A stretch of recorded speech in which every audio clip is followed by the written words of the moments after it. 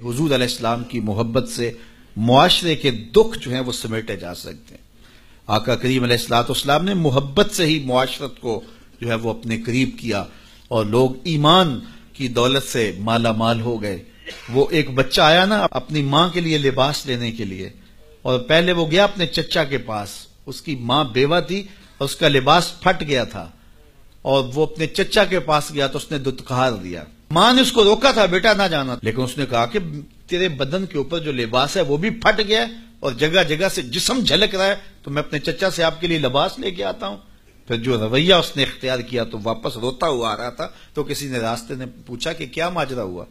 اس نے کہا چچا کے پاس گیا تھا ماں کے لیے لباس لینے، اس نے تو لا کے بھیج دیا۔ اللہ اکبر۔ تو اس نے کہا کہ جا سین حرم میں محمد نام کا ایک شخص بیٹھا ہوا ہے، اگر تو اپنا دکھڑا اس کے سامنے پیش کرے تو وہ امید ہے تمہیں رد نہیں کریں گے، لیکن سن لے ان کا دین کوئی اور ہے۔ اللہ اکبر۔ اپنے ماں کے پاس آیا تو ماں کو کہا کہ چچا نے تو لا کے بھیج دیا، لیکن آپ کی حالت مجھ سے دیکھی نہیں جا رہی۔ بچہ ابھی شعور کی منزلوں میں قدم رکھ رہا تھا، پہلے بہت چھوٹا تھا، اب اس کے اندر ایک جذبات تھے بچے کے اندر۔ تو ماں نے کہا کہ بیٹا نہیں، ان کے پاس نہیں جانا، سنا ہے کہ جو ان سے ملے دین دھرم چھین لیتے ہیں اس کا۔ اللہ اکبر۔ تو حضور علیہ السلام کے پاس جانے سے ماں روکنے لگی، لیکن بچے نے کہا کہ امی میں پکا رہوں گا، بتوں کا وفادار رہوں گا، تم اس ٹینشن کو، اس پریشانی کو چھوڑ دو۔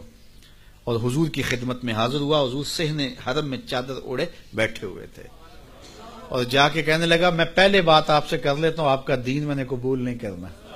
حضور مسکرا کے بولے بیٹا بتاؤ کس لیے آئے ہو؟ کہا میری ماں بے لباس ہے، میں آپ سے لباس لینے آیا۔ حضور نے چادر رحمت اتار کے اس کے کندھوں پہ ڈالی۔ اللہ اکبر۔ وہ واپس آ گیا اور ماں پر حضور کی چادر اڑائی۔ اللہ اکبر۔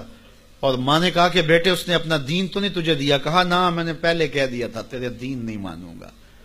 ماں کہنے لگی پتر اس کا دین ماننا چاہیے، یہ جس نے رحمت کی چادر ہمارے سر پہ تان دی۔ اللہ اکبر۔ تیری تک کے ادامہ میں مرید ہو گئے۔ اس بوڑھی عورت کا قصہ بھی آپ نہیں بھول سکتے، جو گھر کا سامان باندھ کے اپنے دروازے پہ بیٹھی ہوئی تھی، اور اس نے سنا تھا مکے میں ایک جادوگر آیا ہے جسے ملتا ہے اس کا دین چھین لیتا ہے، کہیں ایسا نہ ہو کہ کہیں اس سے ملاقات ہو جائے اور وہ دین ہی میرا چھین لے، مجھے شہر چھوڑ دینا چاہیے۔ گھر کے تھڑے کے اوپر سامان باندھ کے بیٹھی ہے۔ حضور بھی گزرے، اس نے دیکھا تو کہا بھتیجے یہ سامان میرے سر پہ رکھ دے۔ حضور نے سامان اٹھایا، دیکھا تو بوجھل تھا، وزنی تھا، اور بڑھیا کو دیکھا تو کمزور تھی، تو کہا کہ بڑھیا اگر چاہو تو جہاں چاہتی ہو میں خود نہ چھوڑا۔ اس نے کہا اس سے بڑی مہربانی کیا ہوگی؟ حضور نے سامان اٹھایا ہوا ہے اور بڑھیا سے باتیں بھی کرتے جا رہے ہیں۔ تو بڑھیا کو کہا کیوں جا رہی ہے؟ اس نے کہا کہ سنا ہے یہاں ایک جادوگر ہے جو لوگوں کا دھرم لوٹ لیتا ہے، لوگوں کا دین لوٹ لیتا ہے۔ میں نے ساری زندگی بتوں سے وفا کی ہے، میرے آباء و اجداد نے بتوں سے وفا کی ہے، میں چاہتی ہوں دین اجداد ہاتھ سے چھوٹ نہ جائے، آخر اس شہر میں رہتی ہوں کہیں مل نہ جائے۔ خیر حضور نے کچھ نہیں کہا، اس کا سامان نہیں پھینک دیا کہ ٹھیک ہے تم پھر جاؤ۔ سامان اس کا اٹھایا اور جہاں تک اس نے جانا تھا سامان پہنچایا، سامان سپرد کر کے واپس پلٹنے لگے۔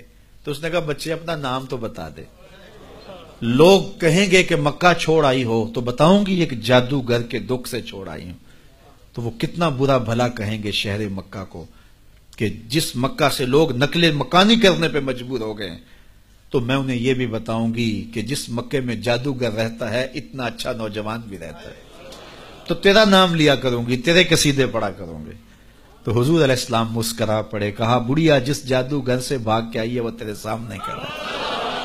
اس نے کہا سچ سے آپ ہی محمد ہیں؟ حضور نے فرمایا نام میرا یہی ہے۔ تو اس نے کہا پھر آپ کا جادو میرے پہ چل گیا ہے۔